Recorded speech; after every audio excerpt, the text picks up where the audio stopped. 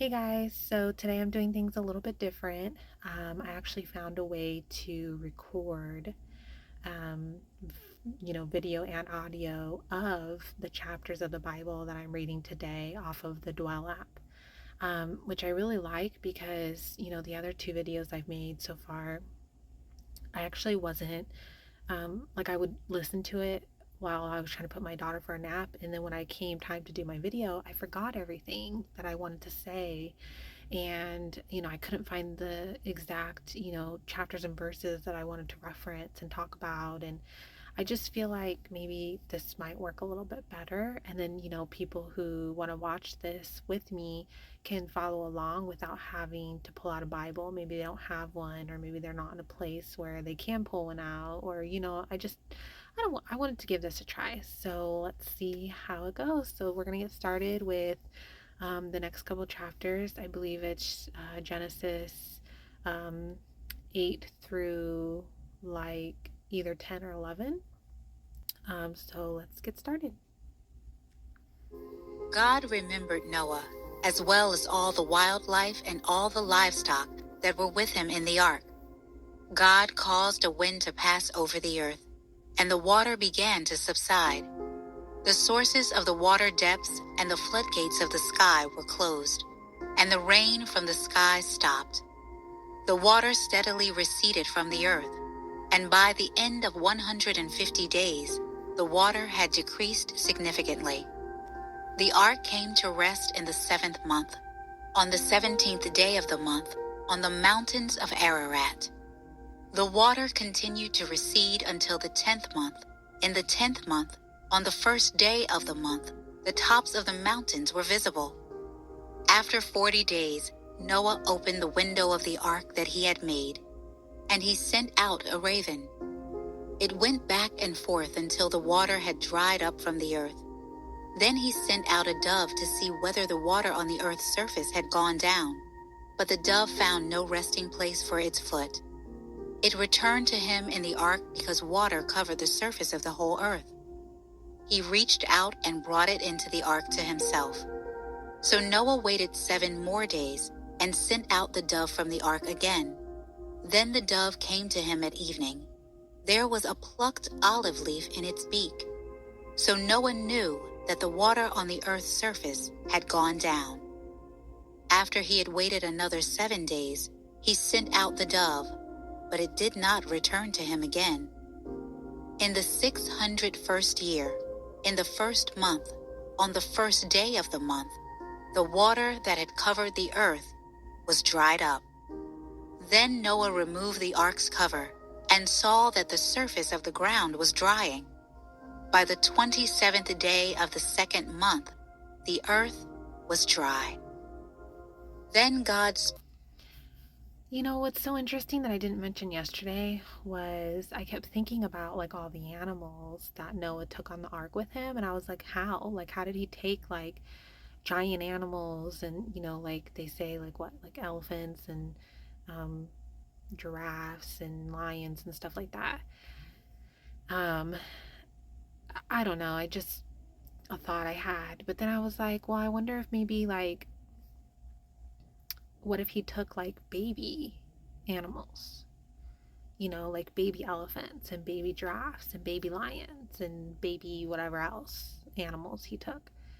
Because if they were all babies, even if it was a male and female of each, you know, maybe they would have fit better. I don't know. This is where I get caught up because I'm reading the Bible or, listening, and I get caught up on like the little details. I'm like, okay, I need to understand these little details for me to believe. I'm having a really hard time just like really just having faith like I know other people do that are Christian and believe in God and the Bible. They just have this like undeniable faith, and all the videos I've been watching lately are just like everyone, has a sense of peace within them. They just feel like this just undeniable faith in God and the Bible and his word, and I'm just I want that, but I'm having trouble getting there, and I find myself trying to poke holes constantly. I don't know. I don't know if anyone else is doing that too, but let's keep going. To Noah, "Come out of the ark, you, your wife, your sons, and your sons' wives with you. Bring out all the living creatures that are with you, birds, livestock, those that crawl on the earth, and they will spread over the earth and be fruitful and multiply on the earth." So Noah, along with his sons, his wife, and his sons' wives came out. All the animals, all the creatures that crawl, and all the flying creatures, everything that moves on the earth, came out of the ark by their families. Then Noah built an altar to the Lord. He took some of every kind of clean animal and every kind of clean bird and offered burnt offerings on the altar.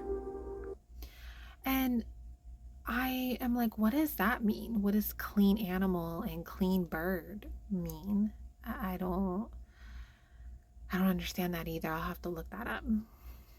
When the Lord smelled the pleasing aroma, he said to himself, And one more thing, if anyone's watching this, and you do know some of these things, that I'm like confused on and you have more clarification on, maybe you're in a different place than I am in reading the Bible. Maybe you're a little more ahead of me. I don't know. But like, for example, the clean animal and clean bird, if you like have some clarification on that, please put that in the comments because I would love that. And also, too, maybe someone else might be watching this right now and they're also having the same thought I am. And then they can just kind of look in the comments and then, maybe you might be able to help them. So, just a thought. "I will never again curse the ground because of human beings, even though the inclination of the human heart is evil from youth onward. And I will never again strike down every living thing as I have done. As long as the earth endures, seed time and harvest, cold and heat, summer and winter, and day and night will not cease." God blessed Noah and his sons and said to them, "Be fruitful and multiply and fill the earth. The fear and terror of you will be in every living creature on the earth, every bird of the sky, every creature that crawls on the ground, and all the fish of the sea. They are placed under your authority. Every creature that lives and moves will be food for you. As I gave the green plants, I have given you everything. However, you must not eat meat with its lifeblood in it, and I will require..." So, that one, I'm a little like, I need to research that one because I'm just so like a little confused on that. You must not eat meat with its lifeblood in it. It's like I need more clarification on that. "A penalty for your lifeblood. I will require it from any animal and from any human. If someone murders a fellow human, I will require that person's life. Whoever sheds human blood, by humans, his blood will be shed. For God made humans in his image. But you, be fruitful and multiply. Spread out over the earth and multiply on it." Then God said to Noah and his sons with him, "Understand that I am establishing my covenant with you and your descendants after you, and with every living creature that is with you, birds, livestock, and all wildlife of the earth that are with you, all the animals of the earth that came out of the ark. I establish my covenant with you that never again will every creature be wiped out by flood waters. There will never again be a flood to destroy the earth." And God said, "This is the sign of the covenant I am making between me and you and every living creature with you, a covenant for all future generations. I have placed my bow in the clouds, and it will be a sign of the covenant between me and the earth. Whenever I form clouds over the earth, and the bow appears in the clouds..." And that's another thing I need to look up, the bow. Like, what does that mean? I feel like I should be like taking notes and like looking this stuff up because I don't know, guys. I've been having a rough time. But I do want to say though that I have been praying every day, sometimes multiple times a day, and it does make me feel like a lot better um, after I pray and as I'm praying. And when I do pray, I do make sure, I talk to God, I tell him how I'm feeling, kind of what I'm needing help with, more clear, guidance on, clarification. And then at the end of when I get done with praying, I always thank him for at least one thing in my life. And I noticed that the past couple days when I've been praying, at the end when I'm thanking him, I'm just realizing how blessed I am in my life. But this whole year, I've been only seeing the negative and what I don't have. And I've been really ungrateful this year. And it's definitely making me realize that I am actually very, very blessed in my life right now. And there's a lot of things that I'm grateful for in my life. And, you know, I, I felt more peaceful today because I think like I was able to kind of stop and appreciate the little things in my day that I wasn't able to see before. So, I don't know. I mean, I feel like since I started reading the Bible and trying to have faith in God, there's been positives and negatives. So, and I just started. I'm only on day 3 of reading the Bible. So it's like, I've been told by multiple people and I've seen multiple, videos where like you have to really read, the full Bible to really, get that kind of sense of, believing in God and his word and feeling that, so I'm trying not to like let my frustrations and my confusions and my trying to poke holes on day 3 like get to me. I'm trying to just kind of like, okay, like just keep going. So I don't know, just food for thought. But, anyways, let's keep going. I will remember my covenant between me and you and all the living creatures. Water will never again become a flood to destroy every creature. The bow will be in the clouds, and I will look at it and remember the permanent covenant between God and all the living creatures on earth. God said to Noah, "This is the sign of the covenant that I have established between me and every creature on earth." Noah's sons who came out of the ark were Shem, Ham, and Japheth. Ham was the father of Canaan. These 3 were Noah's sons, and from them the whole earth was populated. Noah, as a man of the soil, began by planting a vineyard. He drank some of the wine, became drunk, and uncovered himself inside his tent. Ham, the father of Canaan, saw his father naked and told his 2 brothers outside.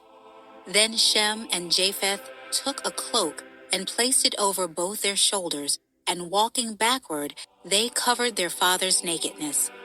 Their faces were turned away, and they did not see their father naked. When Noah awoke from his drinking and learned what his youngest son had done to him, he said, "Canaan is cursed. He will be the lowest of slaves to his brothers." He also said, And this right here too, I felt like was so like random. It just all of a sudden talked about how he got drunk and then now Canaan's being cursed and is going to be a slave to his brothers. And I'm just like, what? Like, I'm just a little just confused. Um, I don't know. It's just some of the stuff I feel like I've read so far, some of it can be kind of like random. And then I've noticed too that it only mentions the males, the sons, the names of the sons. It doesn't really talk about the wives or the women. Um, I don't know, I just thought that was kind of interesting too. Hey guys, sorry about that. I had to pause for a few hours, my daughter woke up from her nap. I did want to share something real quick before we continue. Um, I was having a lot of anxiety today, and it really came to a head in the few hours between this recording and the previous. And I kind of had a meltdown. I lost it, and um, I had my daughter with me, and my mother-in-law knocked on the door, which is not often she does that. And she asked me if I wanted to go on a walk, and she saw I was upset, and I was like, I don't want to talk about it, but can you take the baby? And so she did. So then I came back into my room, and I just was like, okay, I need to pray. So I did. And guys, I have to say, I have had these meltdowns before, and these triggers, the anxiety, all of that. And sometimes they can last a long time, or really just send me over the edge. And when I prayed, like, it helped me bounce back from it very quickly. And I ended up finishing, some stuff with my previous video, like editing. And then, I don't know, it just like, I was like watching the video and listening to, the Bible again, the girl reading, and it just felt so like I felt calm and peaceful again. And I just find it so um, fascinating. Just praying and just listening to the Bible just brought me back so quick from that like meltdown, and that like anxiety. And I just wanted to share that because I just feel like there's something there. And this is the reason why I started wanting to read the Bible and started wanting to open my heart and life to God, is because I just feel like every time like something like this happens and then I pray or read the Bible, it's like I get this sense of like relief and peacefulness and like hope that washes over me. And I feel like that's something I shouldn't be ignoring. So, even though I'm a little confused still with the Bible and some of the things that are being said, and I still have things that I'm questioning, you know, I still think it's like 100%, you know, worth it to keep going and keep trying, because obviously there's something here going on. So, I don't know, guys. Sorry, it's a little long. It's been a rough day. um, so let's keep going. Of slaves to his brothers. He also said, Blessed be the Lord, the God of Shem. Let Canaan be Shem's slave. Let God extend Japheth. Let Japheth dwell in the tents of Shem. Let Canaan be Shem's slave. Now Noah lived 350 years after the flood. So Noah's life lasted 950 years. Then he died. These are the family records of Noah's sons, Shem, Ham, and Japheth. They also had sons after the flood. Japheth's sons, Gomer, Magog, Madai, Javan, Tubal, Meshach, and Tiras. Gomer's sons, Ashkenaz, Riphath, and Togarmah. And Javan's sons, Elisha, Tarshish, Kittim, and Dodanim. From these descendants, the peoples of the coasts and islands spread out into their lands according to their clans in their nations, each with its own language. Ham's sons, Cush, Mizraim, Put, and Canaan. Cush's sons, Seba, Havilah, Sabta, Rama, and Sabteka. And Rama's sons, Sheba and Dedan. Cush fathered Nimrod, who began to be powerful in the land. He was a powerful hunter in the sight of the Lord. That is why it is said, like Nimrod, a powerful hunter in the sight of the Lord. His kingdom started with Babylon, Erech, Akkad, and Calneh, in the land of Shinar. From that land he went to Assyria and built Nineveh, Rehoboth-ur, Calah, and Rezin, between Nineveh and the great city Calah. Mizraim fathered the people of Lud, Anam, Lehab, Nephthah, Pathros, Caslah. The Philistines came from them, and Caphtor. Canaan fathered Sidon, his first. I just want to share real quick, sorry.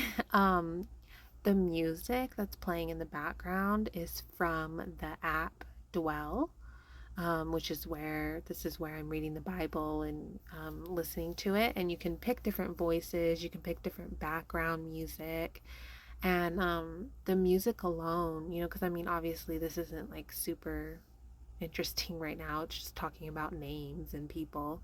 But that music, is also like just kind of like relaxing and helping. And I definitely am enjoying reading the Bible this way than reading an actual, like, on paper, because the way it breaks it up is like really nice and not so overwhelming. The music, the girl's voice, I really enjoy it. So check it out. Born and Heth, as well as the Jebusites, the Amorites, the Girgashites, the Hivites, the Archites, the Sinites, the Arvadites, the Zemarites, and the Hamathites. Afterward, the Canaanite clans scattered. The Canaanite border went from Sidon going toward Gerar, as far as Gaza, and going toward Sodom, Gomorrah, Admah, and Zeboim, as far as Lasha. These are Ham's sons by their clans, according to their languages, in their lands and their nations. And Shem, Japheth's older brother, also had sons. Shem was the father of all the sons of Eber. Shem's sons were Elam, Asher, Arpachshad, Lud, and Aram. Aram's sons, Uz, Hul, Gether, and Mash. Arpachshad fathered Shelah, and Shelah fathered Eber. Eber had 2 sons.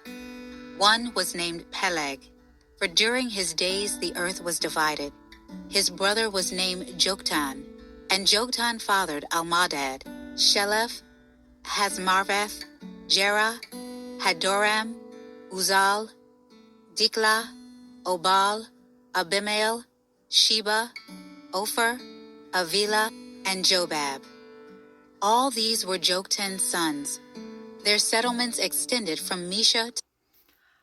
Again, I know I mentioned this, but I find it super interesting that they're only mentioning the males. They're only mentioning the sons. They never mention the daughters. And I wonder why that is. I don't know. I find it kind of interesting. And I'm trying not to be like, what the heck, like, because I'm a female, but I don't know. I'm trying not to like pass judgment. Zafar, the eastern hill country. These are Shem's sons by their clans, according to their languages, in their lands and their nations. These are the clans of Noah's sons, according to their family records, in their nations. The nations on earth spread out from these after the flood. The whole earth had the same language and vocabulary. As people migrated from the east, they found a valley in the land of Shinar and settled there. They said to each other, "Come, let's make oven-fired bricks." They used bricks for stone and asphalt for mortar. And they said, "Come, let's build ourselves a city and a tower with its top in the sky. Let's make a name for ourselves, otherwise we will be scattered throughout the earth." Then the Lord came down to look over the city and the tower that the humans were building. The Lord said, "If they have begun to do this as one people, all having the same language, then nothing they plan to do will be impossible for them. Come, let's go down there and confuse their language so that they will not understand one another's speech." So from there, the Lord scattered them throughout the earth, and they stopped building the city. I'm like, that one really gets me. Like, why does he want to confuse us and make things harder for us? Like, what's the purpose of that? Like, let's go down there and confuse their language so that they will not understand one another's speech. Like, I just, I don't know. I'm having a hard time, guys. I, I want to believe so much, but I also want to understand. And so I think I just need to, like, I don't know. I watched this video recently that said, like, if you're having trouble understanding his word, God's word and the Bible, to pray to him and ask him for, guidance and clarification and stuff, and so that you can better understand, the Bible and his word. So I think I'm going to do that because I'm feeling really just like all over the place with today's chapters. Um, they're really just producing, a lot of questions. Therefore, it is called Babylon, for there the Lord confused the language of the whole earth, and from there the Lord scattered them throughout the earth. So that's that, guys. That's the end of chapter or day 3. So you can see here, I've already done day 4, which I'll be doing tomorrow because I started to read the Bible last week, but I just kind of skimmed through it, and now I'm actually like really like going through it and recording. Um, and so it's late, guys. I'm tired. I've had a really bad day. I'm super confused. I'm gonna pray right now again, and I know I already prayed today. I've actually already prayed twice today. You know, um, it just it honestly feels really good to pray and ask for help and ask for clarification and guidance and stuff. Um, and when I pray, I feel like as I'm talking, I feel like this like calmness and peacefulness and like hope that washes over me. And so I'm just gonna keep going and keep trying, and we'll see where it takes me. So I will talk to you guys tomorrow. Bye.